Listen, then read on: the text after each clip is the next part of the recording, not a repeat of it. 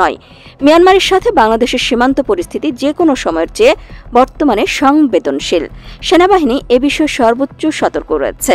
কেএনএফ-এর জন্য চট্টগ্রামে 30,000 ইউনিফর্ম তৈরি প্রসঙ্গে ব্রিগেডিয়ার জেনারেল নাজিম বলেন, কেএনএফ কুকি জনগোষ্ঠীর সংগঠন, পুর সম্প্রদায়ের জনসংখ্যা প্রায় 12,000। তাহলে 30,000 ইউনিফর্ম কেন বানানো হচ্ছিল বা এর কতটুকু সত্যতা এবং নেপথ্যে কি আছে, সবগুলো সেনাবাহিনী অত্যন্ত গুরুত্বের সাথে খতিয়ে দেখছে।